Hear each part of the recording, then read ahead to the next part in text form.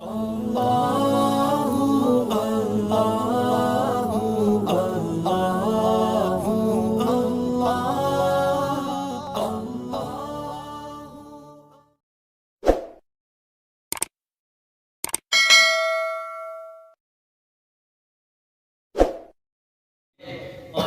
اللہ ہیں، بہت سارے ان کے اوصاف ہیں۔ ایک ان کا وصف یہ ہے عباد الرحمن الذین یمشون علی الارض ہونا، کہ جب وہ زمین پہ چلتے ہیں تو اللہ نے جو ان کو شان و شوکت، جو عظمت عطا فرمائی ہوتی ہے اور جو ان کا مقام اللہ کی بارگاہ میں ہوتا ہے، وہ اس پر اتراتے نہیں، بلکہ جب زمین پہ چلتے ہیں تو عز و انکساری کا مرکز نظر آتے ہیں، عز و انکساری کا منبع ہوتے ہیں، وہ سراپا عز و انکساری بنتے ہیں۔ اللہ رب العزت کی بارگاہ میں خود کو بچھا دیتے ہیں، خود کو اللہ رب العزت کی بارگاہ میں گرا دیتے ہیں، اپنا آپ ختم کر بیٹھتے ہیں۔ چلتے زمین پہ تو لوگ ان کو اگر عاجزی اور انکساری کسی کو سمجھانا ہو تو اس شخصیت کی مثال دیتے ہیں کہ جس کے دل کے اندر اللہ رب العزت کا نور معرفت آ جاتا ہے، اللہ رب العزت ان کو پھر عاجزی اور انکساری کی دولت بھی عطا فرماتے ہیں۔ اسی طرح اسی سورہ مبارکہ کے اندر اللہ رب العزت نے اپنے نیک بندوں کی، اولیاء کی شان کو بیان کیا ہے، والذین یبیتون لربہم سجدا وقیاما، کہ وہ لوگ ہیں کہ جن کی راتیں سجدوں کی حالت میں اور اللہ رب العزت کی بارگاہ میں قیام میں گزر جاتی ہیں۔ لوگ جو ہے وہ آرام کر رہے ہوتے ہیں، محو استراحت ہوتے ہیں، لیکن اللہ رب العزت نے جو ان کے دلوں میں اپنی معرفت کا نور منزل کیا ہے، اور اللہ رب العزت کی معرفت کے حصول کے بعد اللہ کی جو محبت ان کے دلوں میں آئی ہے، جو معرفت حق اللہ نے ان کو عطا فرما دی ہے، اب وہ اللہ کے ساتھ اتنی وارفتہ طور پہ محبت کرتے ہیں۔ عام لوگ سوئے ہوتے ہیں لیکن ان کی راتیں سجدوں اور قیام میں گزر رہی ہیں۔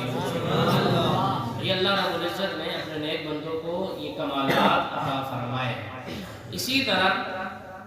رسول اللہ صلی اللہ علیہ وسلم کی احادیث مبارکہ میں کہ جب بندہ اللہ کا مقرب ہو جاتا ہے، جب اطاعت کے ساتھ، بندگی کے ساتھ اللہ رب العزت کے احکام کو بجا لاتے ہوئے، اس کے نواہی سے بچتے ہوئے جب بندہ اللہ کا ہو کے رہ جاتا ہے، اس کی زبان سے ہمیشہ اللہ رب العزت کی آیات نکلتی ہیں، اس کی آنکھیں اللہ رب العزت کی صرف اور صرف قدرت کے مظاہر کے لیے اٹھتی ہیں، اس کے کان اللہ رب العزت کی آیات سنتے ہیں۔ جب اس کا سننا بھی اللہ کے لیے، بولنا بھی اللہ کے لیے، اٹھنا بھی اللہ کے لیے، بیٹھنا بھی اللہ کے لیے، تو جب وہ بستروں میں جاتے ہیں آرام کرنے کے لیے تو اس وقت بھی اپنی کروٹوں کے بل بھی اللہ رب العزت کا ذکر کر رہے ہوتے ہیں۔ جب ان کے شب و روز، ان کے ماہ و سال، جب وہ لمحہ بلمحہ ان کا اس طرح اللہ کی رضا پہ گزرتا ہے، پھر اللہ ان کو کمال کیا عطا فرماتا ہے۔ رسول اللہ صلی اللہ علیہ وسلم کا فرمان علی شان، حضرت ابو سعید خدری رضی اللہ تعالیٰ عنہ اس حدیث کے راوی ہیں۔ کتب احادیث میں سے امام جلال الدین سیوطی نے جامع الاحادیث کے اندر، جامع الرسول کے اندر، اسی طرح ابن اسیر نے المعجم الاوسط کے اندر امام طبرانی نے اس حدیث مبارکہ کو نقل کیا کہ رسول اللہ نے فرمایا اتقوا فراست المؤمن فإنه ينظر بنور اللہ، کہ جس بندے کے لمحہ بلمحہ تمام لمحات، ہر گھڑی، ہر لحظہ، ہر آن اللہ کی رضا کی خاطر بسر ہوتی ہے، پھر اللہ نے اس کو وہ کمال عطا فرما دیا ہے۔ اب اس کا دیکھنا عام لوگوں کے دیکھنے جیسا نہیں ہے۔ رسول اللہ نے فرمایا اب اس کی نگاہ بصیرت سے بچ کے رہنا، یہ اللہ کے نور سے دیکھتا ہے۔ وَاتَّقُوا فِرَاسَةَ الْمُؤْمِنِ فَإِنَّهُ يَنظُرُ بِنُورِ اللَّهِ، اب اس کا دیکھنا عام لوگوں کے دیکھنے جیسا نہیں ہے، بلکہ لوگوں کی طرح آنکھیں تو تمہیں نظر آئیں گی، لیکن اللہ نے نور بصیرت کو عطا فرما دیا ہے، ایک نگاہ اٹھائے تو لوگوں کی حقیقت سے بھی آگاہ ہو جائے۔ اس حدیث مبارکہ کی شرح کہ جو رسول اللہ نے فرمایا اتقوا فراست المومن، مومن کی نگاہ سے بچو، مومن کامل، مومن حقیقی کی فراست سے بچو، بصیرت سے بچو، نگاہ بصیرت سے بچو کہ وہ اللہ کے نور سے دیکھتا ہے۔ اس کی شرح میں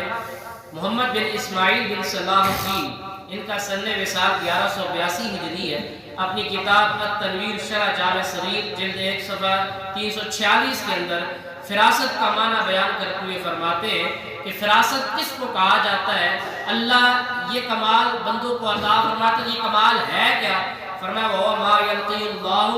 فِي قُلُوبِ أَوْلِيَائِهِ فَيَعْرِفُونَ بِهِ أَحْوَالًا لِعَيْنِ النَّاسِ بِنَوْعٍ مِّنَ الْكَرَامَاتِ وَإِصَابَةِ الظَّنِّ وَالْحِدَثِ۔ فرمایا کہ اللہ رب العزت اپنے برگزیدہ بندوں کے دلوں میں وہ نور عطا فرما دیتا ہے، اللہ ان کے دلوں کو اتنا صاف ستھرا فرما دیتا ہے، صفائے قلبی کی وجہ سے وہ دیکھتے بندوں کو ہے، اللہ ان بندوں کے دلوں پر بھی ان کو مطلع فرما دیتا ہے۔ فرمایا اتقوا فراست المؤمن فإنه ينظر بنور اللہ۔ اسی طرح ایک اور حدیث مبارکہ ہے کہ اولیاء اللہ کی نگاہ جو ہے اس کے حوالے سے رسول اللہ صلی اللہ علیہ وسلم نے فرمایا، کنز العمال جلد 11 صفحہ 88 کے اندر یہ حدیث موجود ہے، رسول اللہ نے فرمایا ان للہ تعالی عبادا یعرفون الناس بالتبسم۔ حضرت انس رضی اللہ تعالیٰ عنہ اس حدیث کے راوی ہے، فرماتے ہیں کہ رسول اللہ صلی اللہ علیہ وسلم نے فرمایا اللہ کے کچھ خاص ایسے بندے ہیں، اولیاء اللہ ایسے ہیں جن کو اللہ نے تاج ولایت عطا فرمایا ہے، ان کو یہ شان عطا فرمائی ہے، یعرفون الناس بالتبسم، جو ایک نگاہ ڈالتے ہیں لوگوں کی حقیقت سے آگاہ ہوتا ہے۔ لوگوں کی حقیقت کیا ہے؟ اب بظاہر کی نمازیں پڑھتا ہے، روزے رکھتا ہے، حج کرتا ہے، زکاتیں دیتا ہے، صدقات کرتا ہے، خیرات کرتا ہے، لیکن دل میں اس کے کیا ہے؟ حقیقت اس کی دل والی ہے۔ فرمایا ظاہر لوگ دیکھتے ہیں لیکن اللہ اپنے نیک بندوں کو دل کی نگاہ بھی عطا فرماتا ہے، دل میں دیکھنے کی قوت ان کو عطا فرماتا ہے۔ اسی طرح اسی حدیث مبارکہ اور دیگر حدیث مبارکہ کے اندر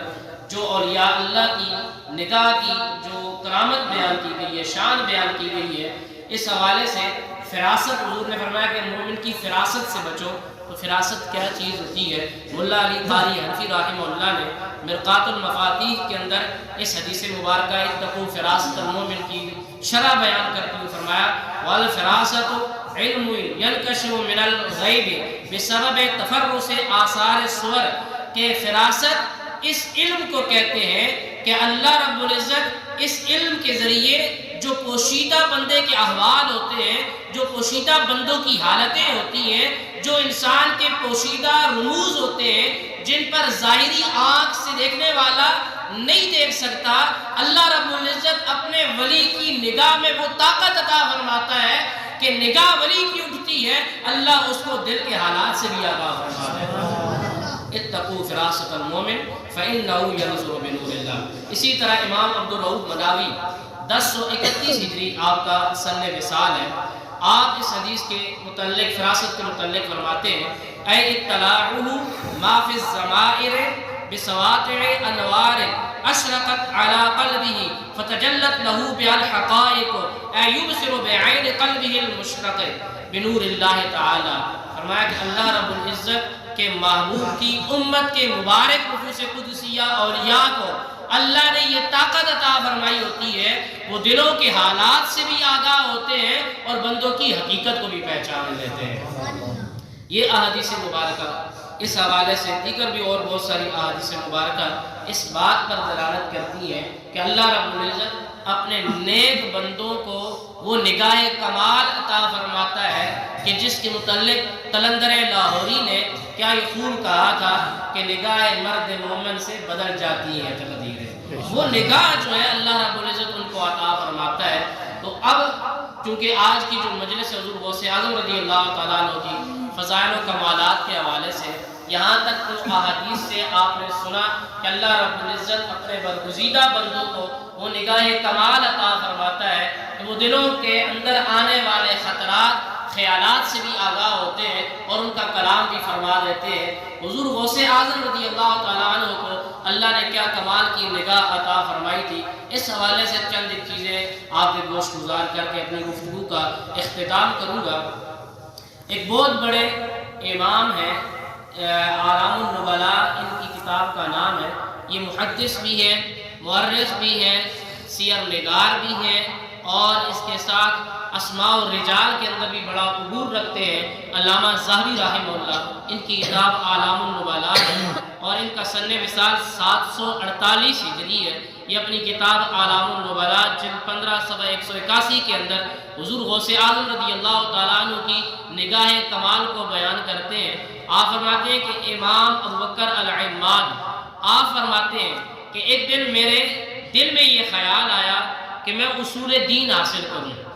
اصول دین یہ ہوتا ہے توحید کا، وہاں پہ کلام آئے گا، توحید کیا ہے، رسالت کیا ہے، یہ دین کی جو اساسی چیزیں ہیں ان کو حاصل کروں، اصول دین حاصل کروں، ان کو پڑھوں۔ فرماتے ہیں کہ میرے دل میں یہ خیال آیا کہ میں اس کو پڑھنا چاہتا ہوں، تو ابھی تک میں نے کوئی فیصلہ نہیں کیا تھا، کسی سے اس بات کا تذکرہ نہیں کیا تھا۔ فرماتے ہیں حتیٰ امضی الی مجلس الشیخ عبد القادر، میں یہی سوچ کر حضور غوث اعظم رضی اللہ تعالیٰ عنہ کی مجلس کے اندر حاضر ہوا۔ آپ واضح ارشاد فرما رہے تھے میرے دل میں خیال تھا میں اصول دین پڑھوں، اس سے پہلے کسی سے اس بات کا تذکرہ ہی نہیں کیا تھا، ابھی دل ہی دل میں وہ بات تھی کہ اتنے میں حضور غوث اعظم رضی اللہ تعالیٰ عنہ کے کلام آپ کی مجلس میں گیا، آپ کا کلام مبارک سننے کے لیے گیا،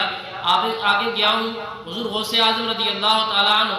آپ فرماتے ہیں کہ ہمارا فلاں مسئلے کے متعلق یہ خیال ہے، کیونکہ مجھے اصول دین کے اندر ایک مسئلہ ایسا دقیق پیش آ گیا تھا، وہ حل نہیں ہو رہا تھا، اسی مسئلے پہ میں آگے گیا۔ حضور غوث اعظم رضی اللہ تعالیٰ عنہ کلام فرما رہے تھے، جو مسئلہ میں دل میں لے کر گیا آپ کلام فرما رہے تھے، میں نے سوچا کہ ہو سکتا ہے یہ اتفاقی بات ہے کہ یہ اسی مسئلے کو پہلے سے بیان کر رہے ہوں۔ فرمایا کہ پھر حضور غوث اعظم نے میری طرف توجہ کی تو فرماتے امام ابوبکر العماد، میں نے کہا یہ بھی خطیب کی عادت ہے کہ خطاب کرتے وقت، واعظ کرتے وقت ادھر ادھر دیکھتے رہتے ہیں، کیا شاید آپ کو نہ معلوم ہو کہ میرے دل میں بھی یہ بات ہے؟ فرمایا جو میرے ذہن میں یہ خیال آیا کہ خطیب تو ادھر ادھر توجہ کرتے رہتے ہیں تو میرے دل کی بات کا شاید ان کو علم نہ ہو، تو حضور غوث اعظم رضی اللہ تعالیٰ عنہ نے میری طرف خاص توجہ فرمائی، فرمایا یا ابا بکر فعاد القول، پھر مجھے مخاطب کر کے فرمایا ابو بکر یہ جو مسئلہ تیرے دل میں ہے اس کے متعلق ہمارا یہ نظریہ ہے۔ تو اب یہاں پر بھی آپ نے دیکھا کہ ابھی جو حضرت امام ابوبکر العماد بہت بڑے امام ہیں، اصولی امام ہیں، تو ان کے دل میں بات آئی تھی، اس کا تذکرہ بھی کسی کے ساتھ نہیں کیا تھا۔ جو حضور غوث اعظم رضی اللہ تعالیٰ عنہ کی مجلس خیر میں بیٹھے اللہ نے وہ نگاہ ناز عطا فرمائی تھی، ادھر وہ خیال وہ سوال لے کر آئے تھے، ادھر وہ جواب بھی عطا فرمایا۔ اسی طرح امام ذہبی نے اس کو نقل کیا ہے، آپ حضرت ابو البقاء نحوی، یہ بہت بڑے نحو کے امام ہیں، تو انہوں نے نحو پڑھی ہوئی تھی، علم نحو سے بڑے آشنا تھے، بڑی مہارت رکھتے تھے، تو حضور غوث اعظم رضی اللہ تعالیٰ عنہ کی مجلس خیر میں گئے، حضور غوث اعظم رضی اللہ تعالیٰ عنہ کلام فرما رہے تھے، تو جو ان کا علم تھا اس کے مطابق ان کو وہ کلام درست نہ لگا، ان کے ذہن کے مطابق اس کلام میں تھوڑا سا ان کے نظر کے مطابق تھوڑی سی کچھ سکم رہ گیا تھا، تو ابھی ان کے ذہن میں یہ خیال آیا یار اتنے لوگ آپ کے پیچھے چلتے ہیں، اتنے ماننے والے ہیں، کلام میں اس طرح کی غلطی کیسی ممکن ہے کہ عربی میں بندہ کلام کر رہا اور اتنی بڑی غلطی ہو جائے؟ فرمایا یہ میں نے سوچنا ہی تھا۔ حضور غوث اعظم نے فرمایا کہ ایک ایسا شخص کہ نحو کی چند باتیں آ گئی ہیں، عربی گرامر کی چند باتیں اس کو آئی ہیں، چند قواعد آئے ہیں، آج ہمارے سامنے بیٹھ کر ہمارے کلام پر اعتراض کرتا ہے۔ تو یہ بھی آپ نے دیکھا کہ حضرت ابو بقاء نحوی ان کے ذہن میں ابھی بات آئی تھی، شک تھا، اور اس شک کو سوال کو بھی حضور غوث اعظم نے دور فرمایا اور اس سوال کا تصویہ بھی فرما دیا۔ تو اتقوا فراست المومن فإنه ينظر بنور اللہ، مومن کی فراست سے بچنا کہ وہ اللہ کے نور سے دیکھتا ہے۔ اسی طرح ایک اور تصوف کے بہت بڑے امام ہیں، اللہ کے ولی ہیں، بہت بڑا آپ کا سلسلہ ہے جس کو سلسلہ سہروردیہ کہا جاتا ہے، شیخ شہاب الدین سہروردی رضی اللہ تعالیٰ عنہ۔ آپ فرماتے ہیں کہ میرے ذہن میں ایک دفعہ یہ سوال آیا کہ میں علم کلام پڑھوں،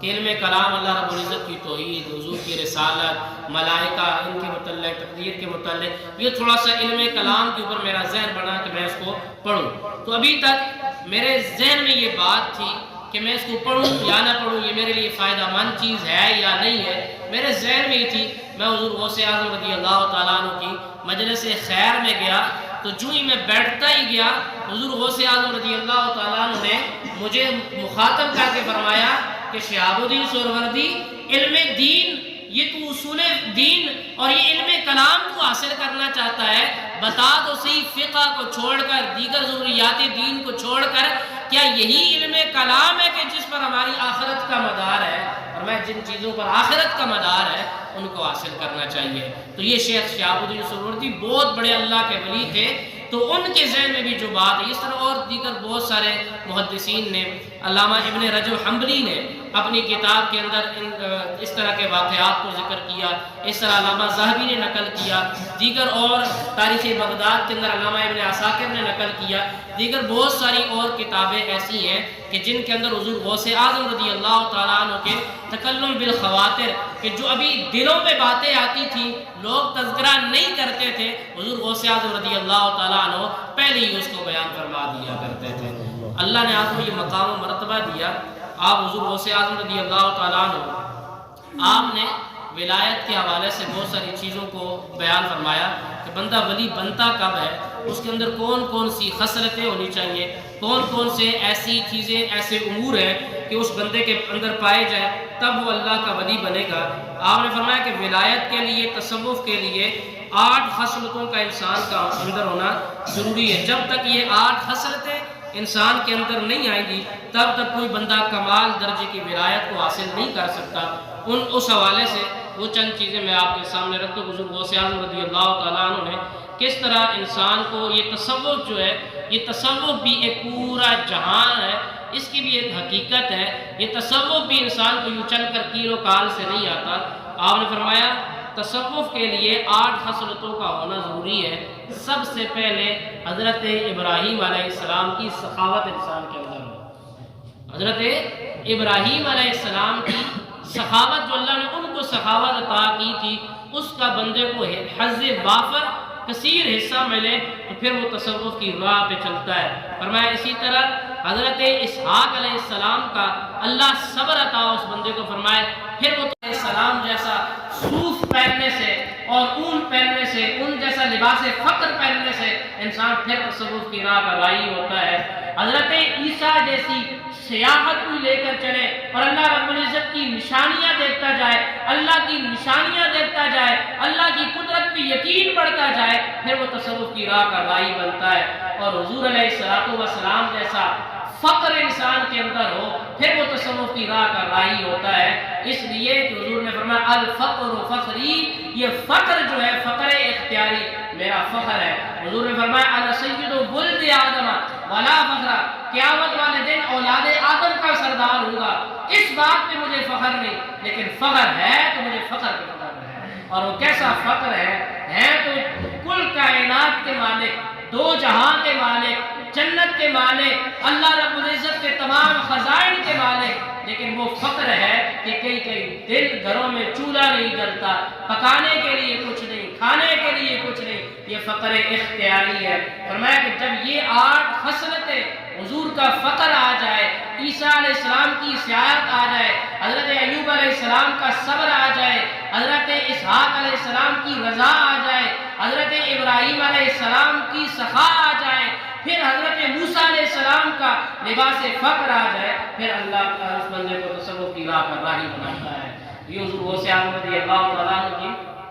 چند تعلیمات اور آپ کے فضائل و مناقب، آپ کی شان تھی۔ اللہ رب العزت ہمیں آپ کی شان کو سمجھنے کی اور آپ کے ساتھ محبت اور عقیدت رکھنے کی توفیق عطا فرمائے۔